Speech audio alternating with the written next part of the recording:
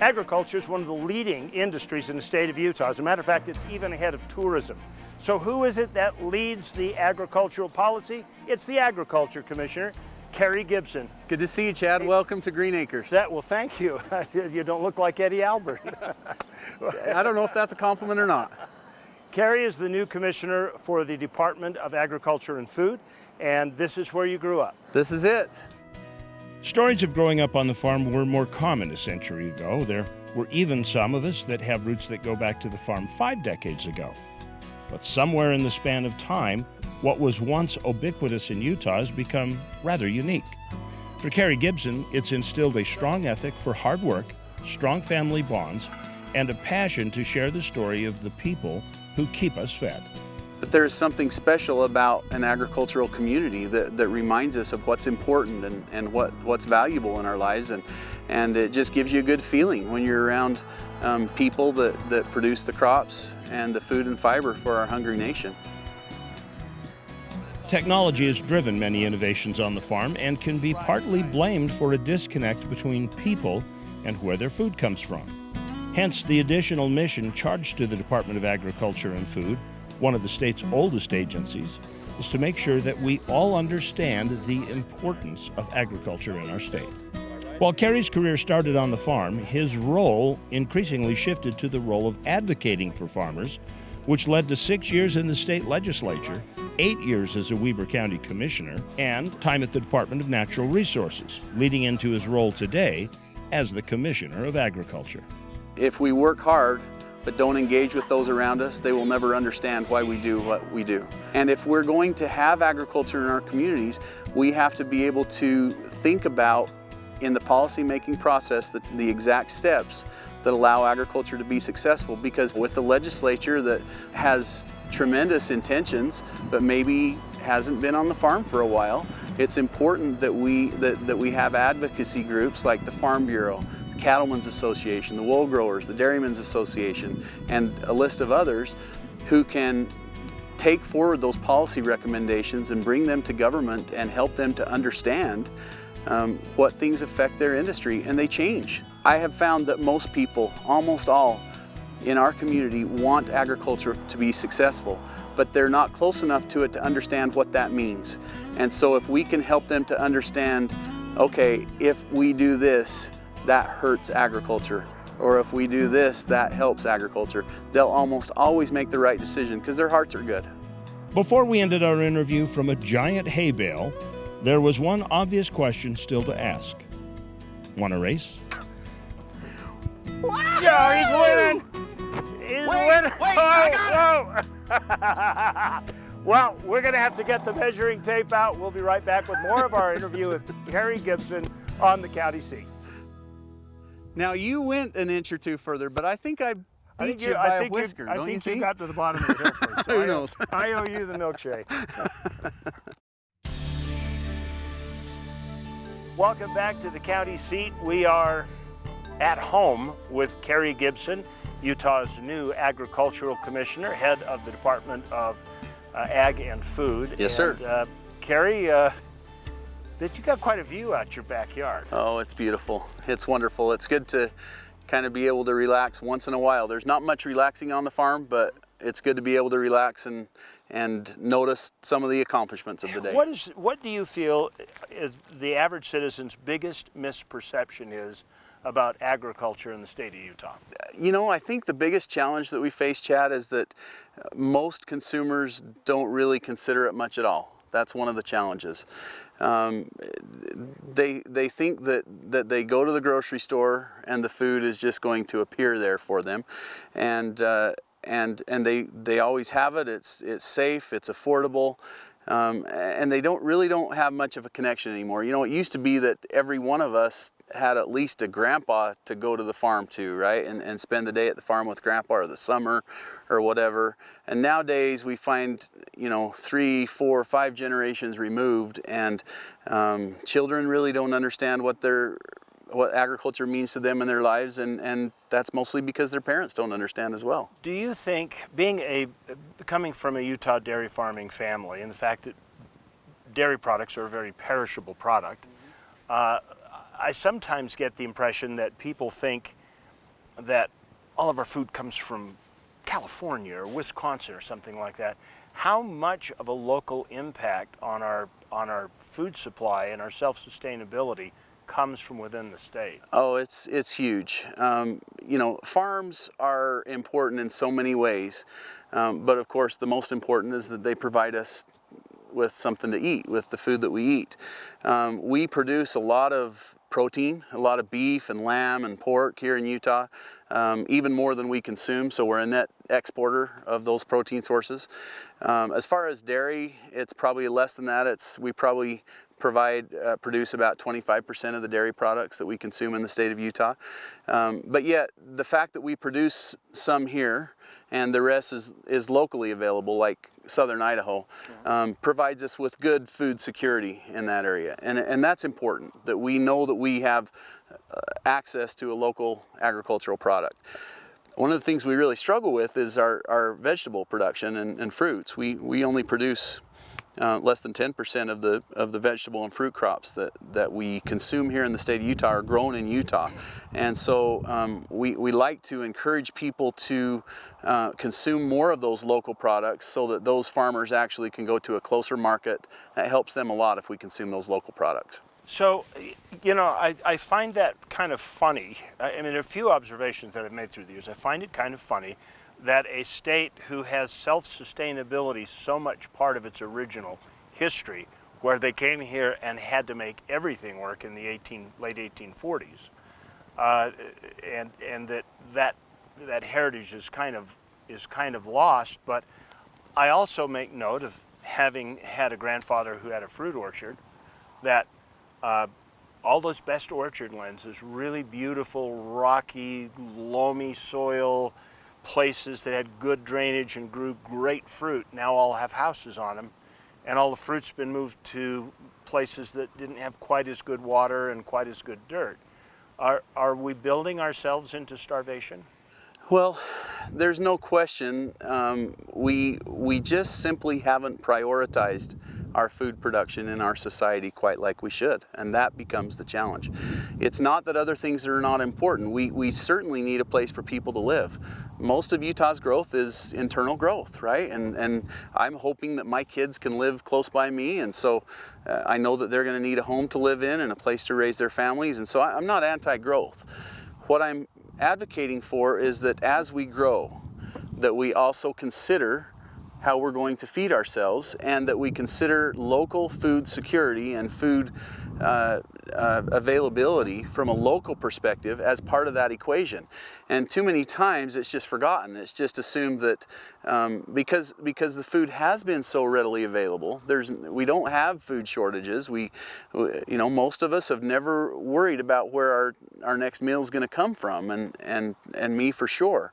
And so we tend to take for granted the fact that it's going to be there. And because of that, when decisions are being made in the public forum, that is not something that's brought to the attention often. I mean, when we try to figure out an alignment for a highway, for instance, we have to take a whole bunch of things into account, including you know, whether we're in a sensitive wetland area or a commercial area or anything like that. But very seldom do we really put into play the focus on agriculture, and are we eliminating a food production system, or dissecting a farm that might be completely destroyed because it's dissected right through the middle? We've got to start thinking about agriculture as part of the equation in all these decisions. You know, there's a new crop, so to speak, of farmers, like Thane Taggy, okay? Yeah. Thane's a very industrious fellow. One of my favorites. I stop at his stand every time I get a chance. Have you ever tried his awesome blackberries? Oh, yeah. Those blackberries are amazing. But Thane has an interesting story, because he started with peaches, and then he started collecting hodgepodges of land. He says it's very difficult to manage. Because he doesn't have the tracts of land all together, and you have to kind of run around to get it. Is that a big economic impact, particularly in vegetable and fruit growing? No question. I mean, I hate to oversimplify it, but think about it.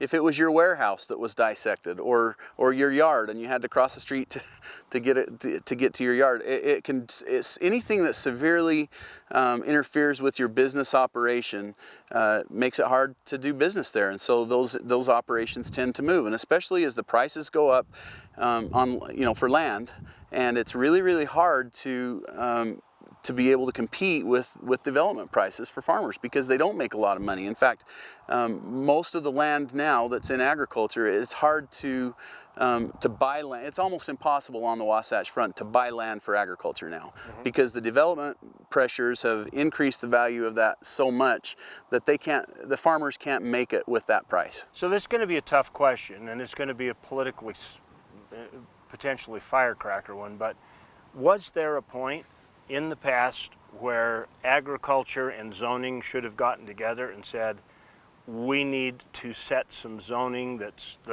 basically irrevocable zoning to protect, greenbelt? Well, the worst thing that a farmer can hear is, we as a society are here to protect you, so let us protect you by telling you what you can't do with your land. And so we're a private property rights thinking people. Yeah. We believe in those private property rights. We know that they're important, and we absolutely respect someone's decision when it's time for them to move out of agriculture and maybe it turns into homes, because again, it's all important. But I guess my concern is that we actually put it at the top of our minds. Farmers and ranchers they don't care about getting rich. They care about doing what's right for the land and for their families. And at the end of the day, if they have a chance to do what's right, and frankly, if they can eke out a meager living for their family, they'll stay in agriculture. What we need to do is make sure that the economics are considered so that these farmers and ranchers can make enough to make a living. If they can do that, those development pressures won't matter. So we're going to take a break. When we come back, I actually want to focus on what you think the department can be doing to create that environment. We'll be right back on the County Seat.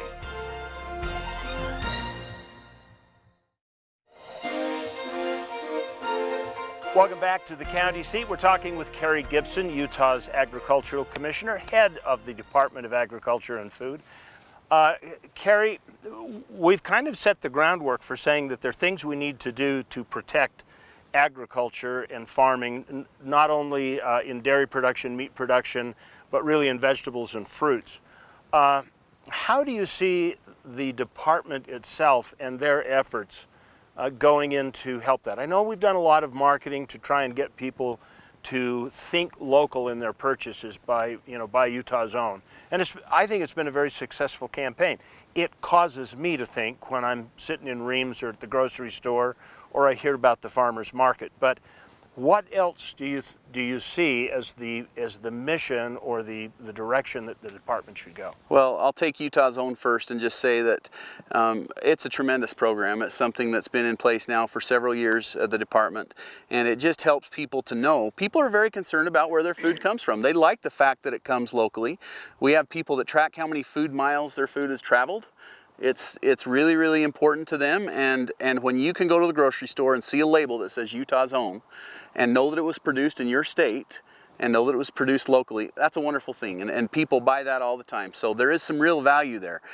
We want people to continue to look for that label, that logo that says Utah's Own, and know that when they buy that, they truly are supporting their local community. That tax base recirculates, and it helps a local farmer, which helps their children and their grandchildren, so on and so forth. Do you ever get people kind of in Portlandia where they actually want to go to the farm to see where the chickens are raised? Absolutely, and I'll get to that in a second. But honestly, when you talk about the department as a whole, it is a wonderful organization, Chad. I mean, I am so grateful that in the state of Utah, we have a governor, a lieutenant governor who care about agriculture and give us resources through their recommendations, and the legislature then appropriates those resources to help us accomplish our mission. And I always talk about our mission at the department being twofold.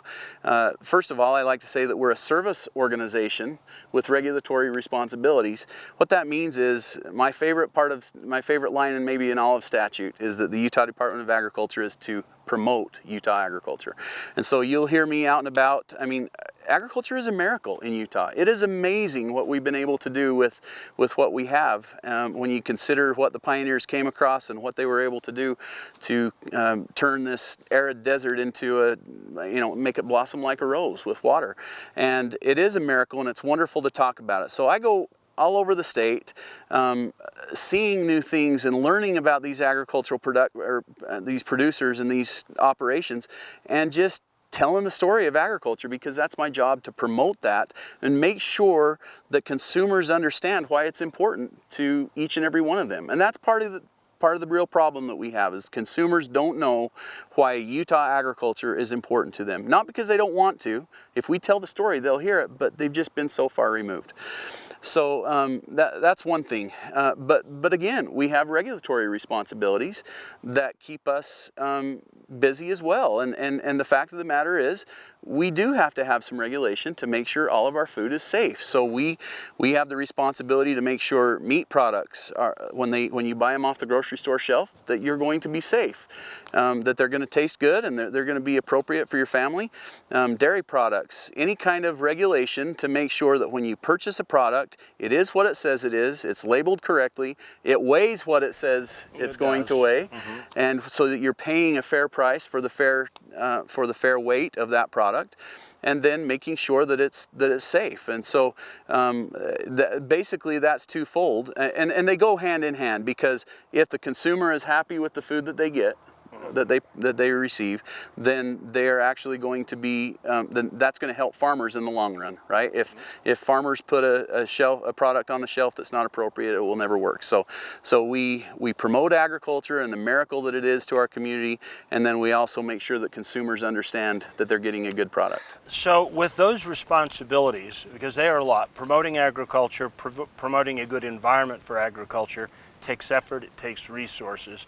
You look at the financial contribution of agriculture, and I won't ask you for the statistic, but the last time I paid attention at the Rural Summit a few years ago, agriculture contributed $4 billion more to the Utah economy than tourism, but it always seems like they get all the money.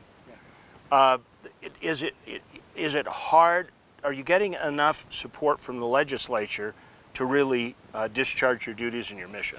Well, we need more. There's no question. The legislature is wonderful to us. The bottom line is that most of the legislators come from an urban environment, and so it becomes incumbent upon us to explain to them what our needs and responsibilities are. And when we do, and we do that appropriately, they are very receptive. And so I'm very grateful for the work that they do, because we have to educate them mostly in some things that they're not very proficient in. But once we do, they understand, and they give us the resources that we need. So over the last 10 years, it appears from the trends that I have seen that the gross receipts from agriculture, all agriculture across the board in Utah, have been increasing. No question. So if you've got the resources to help and do the programs you need to do you think that the extra investment in the budgets that you need will come back to the state in new receipts? No question. People sometimes, I had someone say to me once, agriculture must be a dying industry. And I kind of laugh at that, but then at the same time, it scares me to death, because the reality is, no, it's not dying. And if it does, can't we die. do. Exactly. So it's the one thing that we absolutely can't live without. And frankly, if we're wise, we won't do without it locally. And so, the agriculture is growing in Utah. It is not dying in Utah. It's growing. Our farmers and ranchers definitely have to be more creative. They have to be innovative. They have to take advantage of technology when it comes their way. They have to understand they have to be very proactive in the things that they do and the way that they try to discharge their duties. But if they do that, they're finding ways. I mean, their production agriculture, as we know, is alive and well. I mean, you have to have large wheat and dairy and pork and all those kind of farms. But we also see a lot of niche marketing that is tremendously important. These farmers markets are just really taking off.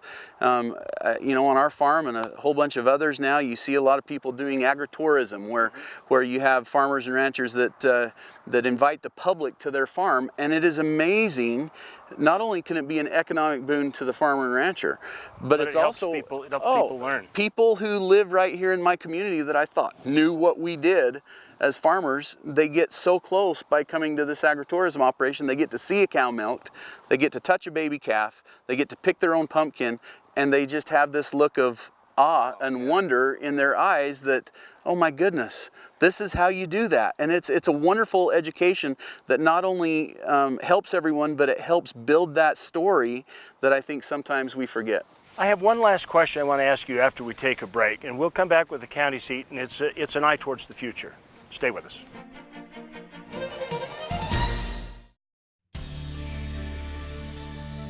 Welcome back to the county seat. Got one last question for you, Kerry. Yes, sir. A few years ago, I was sitting in an interview one-on-one with Governor Herbert, and one of the things he said was the most important goal to him, or one of his important goals, was Utah becoming self-sustaining. He says we need to grow enough potatoes for ourselves, enough fruits and vegetables, enough meats and dairy. And he said in the meat department we're doing well, like you mentioned, but the others needed some work. Is this an achievable goal? Absolutely. There's no question. It should be. Anyone who is wise, especially when it comes to food production, will make sure they don't have to depend on someone else for that food production. And we have solved some really cool challenges in the state of Utah. There's no question. And sometimes we tend to put this agriculture thing on the back burner because we have done so well in the past, we've kind of forgotten about it. But I'll tell you what, we can do it, we have to do it, and it would be a very, very wise thing for us to do in the future.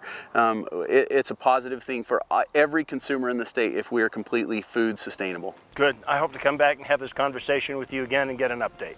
Sounds good. Thank you so much for the time. Thank you for inviting us into your home every week, whether it be in the studio or out here on the farm. Lucky guy.